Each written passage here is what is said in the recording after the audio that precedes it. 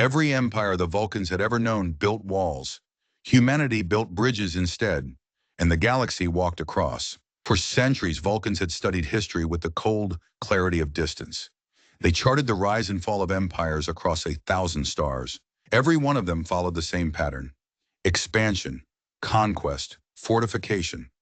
Walls were built, physical, political, cultural, to keep enemies out and power in. Logic predicted that humanity, when it reached the stars, would follow the same path. After all, on Earth itself, human history was littered with walls. Hadrian's Wall, the Great Wall of China, the Iron Curtain. By precedent, humanity should have been the same as every empire before it. But when humanity rose, they did something different. They reached outward instead of inward. Their instinct was not to fortify, but to connect. The lesson came during the Epsilon Pact crisis. 4 worlds, Andoria, Teller, Corridon, and Vulcan, were on the edge of collapse. Trade disputes had turned into blockades. Border skirmishes threatened to erupt into war. Vulcans calculated outcomes. Walls would rise, alliances would fracture, and the galaxy would fracture with them. It was inevitable. Then the humans arrived. Starfleet ships carried no ultimatums, no demands, no threats. Instead, they carried invitations. Captain Hale, still remembered for daring to face the Klingons unarmed, did not tell the factions to stop fighting. He asked them to start building. He proposed not walls, but shared stations at every border. He suggested that instead of fortresses, they construct bridges, literal bridges of trade, science, and culture that spanned rival territories. The Vulcans were baffled.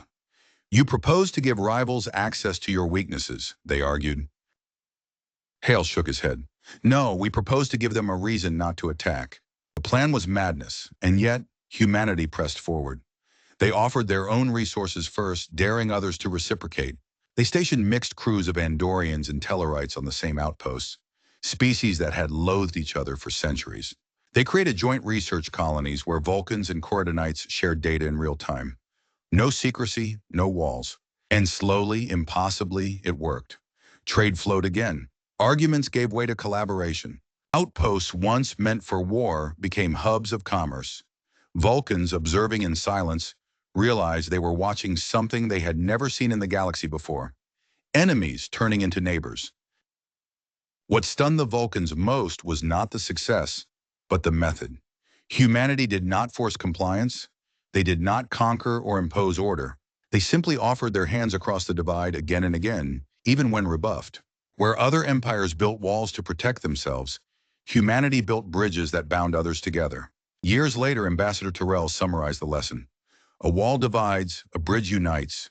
Walls are logical, but bridges endure. The Federation itself became the greatest bridge of all. It was not an empire. It was not a fortress. It was a union built on the most illogical premise imaginable, that trust could be stronger than fear. And that was why Vulcans, with all their centuries of discipline, stepped aside. They knew they could maintain order, but only humanity could convince enemies to join hands. Only humanity could see a rival and think not of walls but of bridges. So when people ask why humans lead the Federation, the answer is simple. Because the galaxy didn't need another empire hiding behind fortresses.